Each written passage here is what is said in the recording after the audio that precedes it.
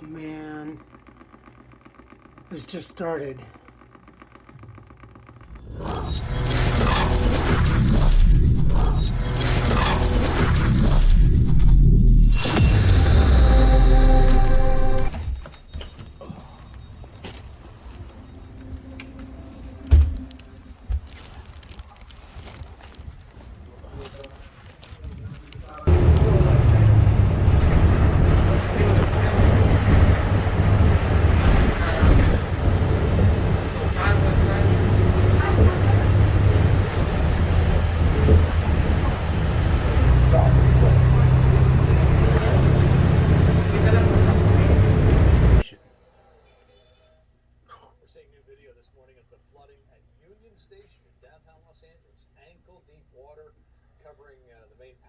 Leading to the train platform. Oh, jeez. According to a tweet from Metrolink, passengers must use the red line entrances in order to move from one side of the station to the other. Train service has not been impacted by the weather. Several cars partially submerged. This was an underground parking garage because of heavy rain. It happened last night. Just a little bit of rain. And the 110 freeway. Owners of the vehicles now have to see if their vehicles move. Just a sprinkling. Not to mention what's been damaged inside.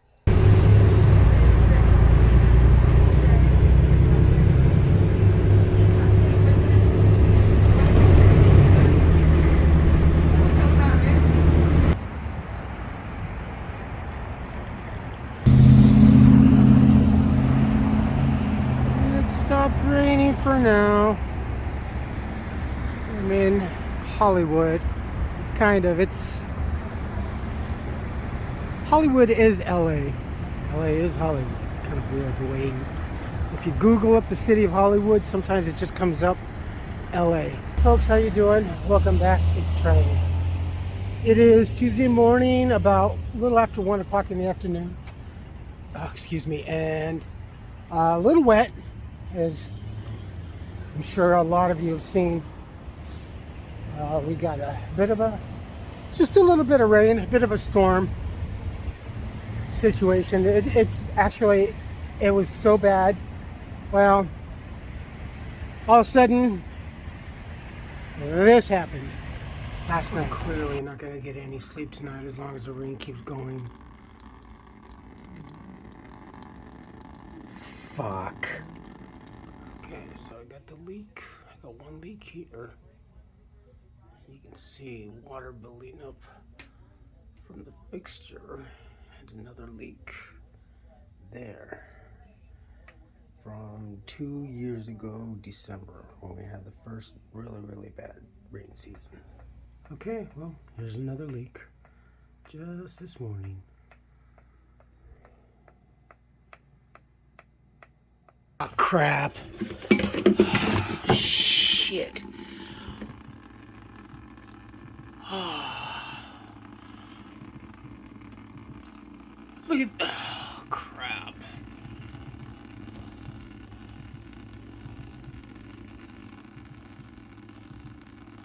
Fuck. This is where it started 2 years ago.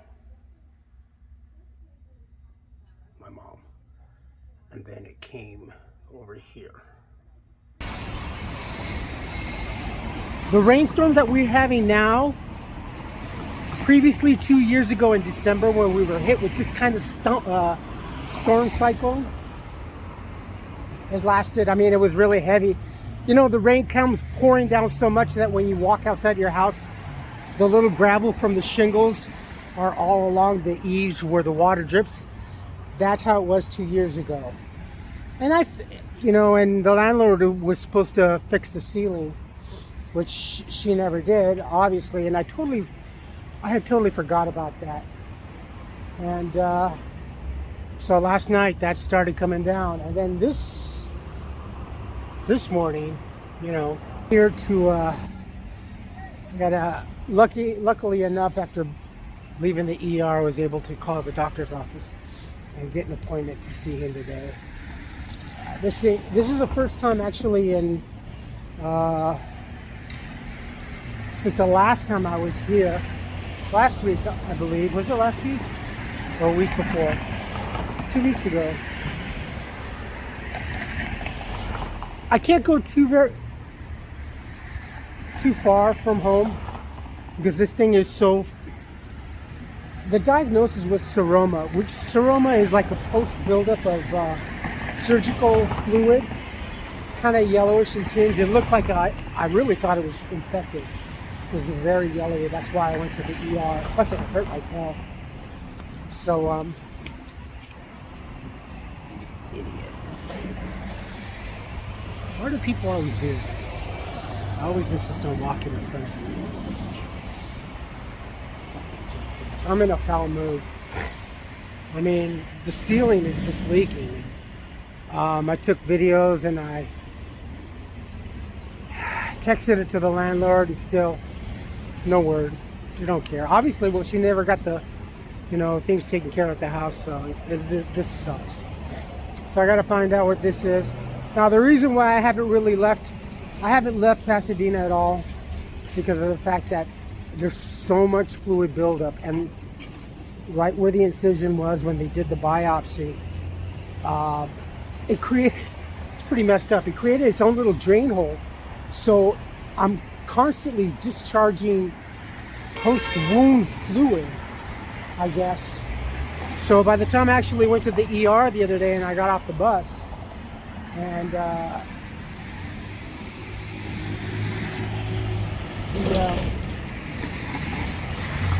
was supposed to disrobe and change in my gown on my pants. It was all wet. It looked like I peed myself, so I'm limited. Even right now, it's very inconvenient, and it just sucks. So hopefully I'll be able to see him and address this issue. It hurts. It's really bad. So.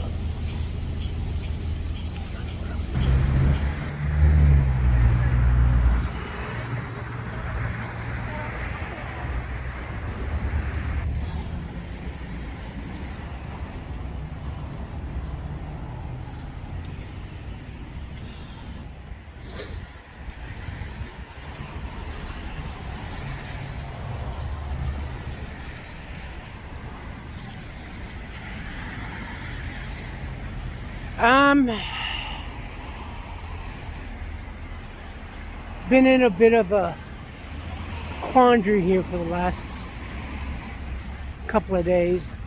Well, actually, I was thinking about it since I was in the ER room after they brought me back from getting the MRI. I was, Charlie, you have a shadow on your lungs, a darkened, I know, a collapsed small section of the right lower lobe of the lungs. I know it's darkened, it's collapsed. I go, ateliosis, right? Ateliosis. Oh my God, I think I said it right. Yeah, the doctor, my primary care physician, said it was nothing to, quote unquote, 2 years ago. I wouldn't worry about it. If it was, I would tell you anything about it, unquote. And it seems now to be on a regular thing that post-surgery, something, I don't heal well. I'm not heal. This was like my little claim to my personal fame, is that, I healed right up until just, even a year ago. Well, let's just go back at least 2-3 years ago. Before everything went down, I could get sick and I could recover really easily compared to as when I was homeless, obviously. There's a little bit more of a delay in recovery, but I think I probably had maybe one minor cold, and then I got over it. And I was just back to work, fractured the knee. I was back to work within less than 2 weeks.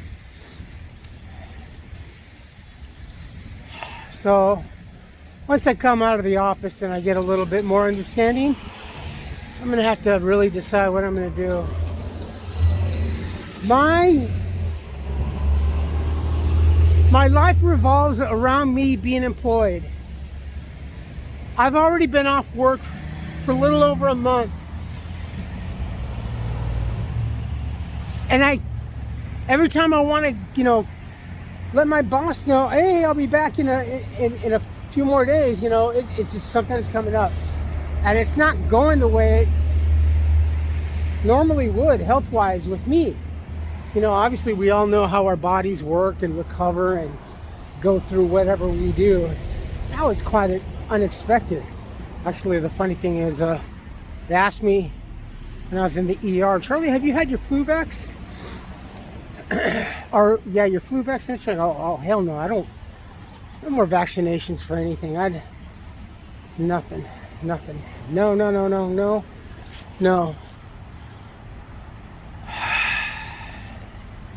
So this is just uncertainty.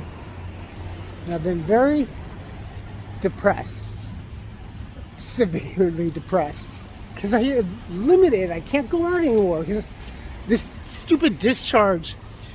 This thing discharges so bad that I can't just do traditionally like a little folded gauze and put tape there and, go out and just have it absorb, just whatever little bodily fluids comes out. No, this thing keeps streaming and coming out so much that the gauze doesn't hold very back.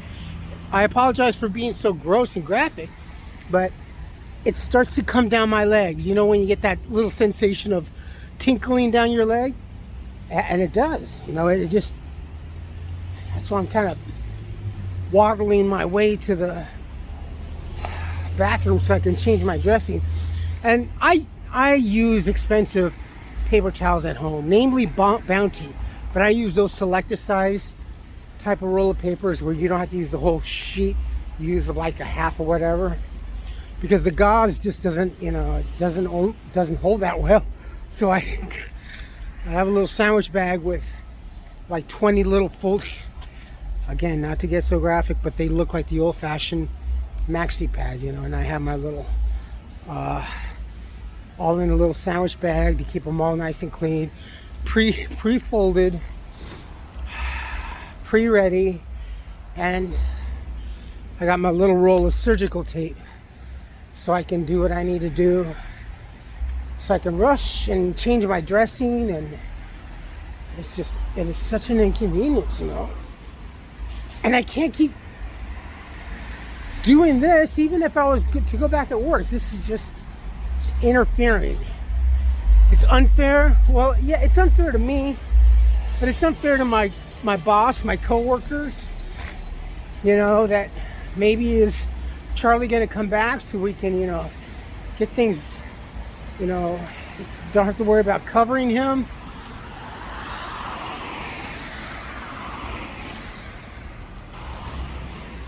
Aside from disappointing myself, I feel like I'm disappointing so many people.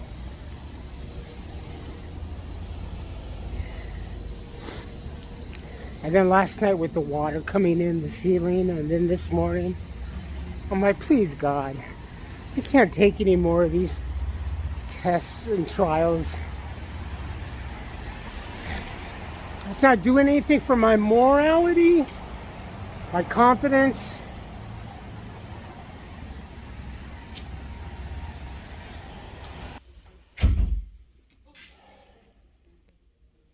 I don't see no fucking stupid ass motherfucker like you, son of a bitch.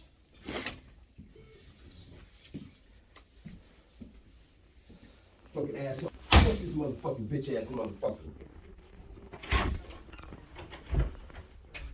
Fuck you, bitch. What's your name? Costanza? You bitch ass motherfucker.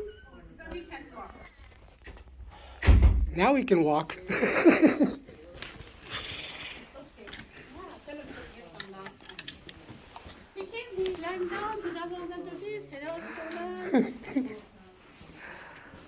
Oh my God. Thank you. You're welcome.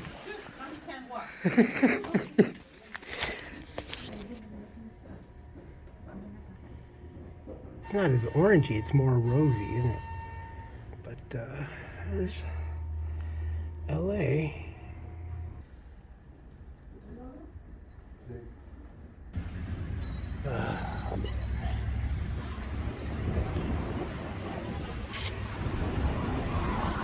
Well, it just seems like grim days ahead for me. Expect the worst, hope for the best. Isn't that what I said last time?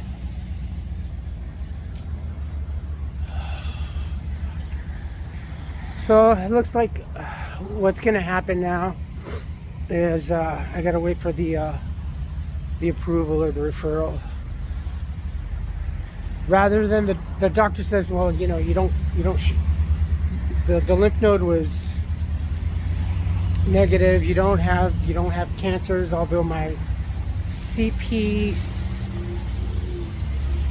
something count is extremely high, which normally should be like 103, I believe. Between 103 or 105 is like 114, 115, and it's extremely high. Everything else is okay, no COVID, no nothing. He goes, well, big teleasis. I go, yeah. And my primary care doctor says that I shouldn't worry about it or whatever. And he looked at me and I go, yeah, it's my lungs. I have a partial collapsed lung, so she doesn't think I should worry about it. This is what I mean about the healthcare system in California now. It's really gone to crap. At least for a lot of folks and for me that have experienced it. So anyway, I'm gonna have to do what I have to do now. So I'm gonna have to wait for an approval. I still have my appointment next week to come back here, and so the approval is for a PICC line.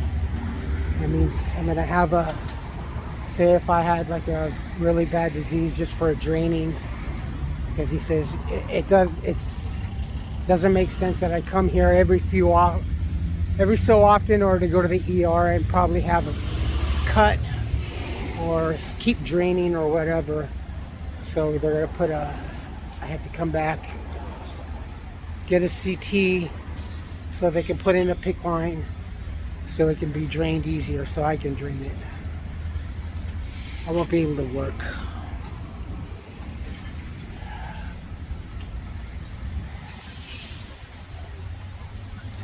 If I can't work, I won't be able to maintain a decent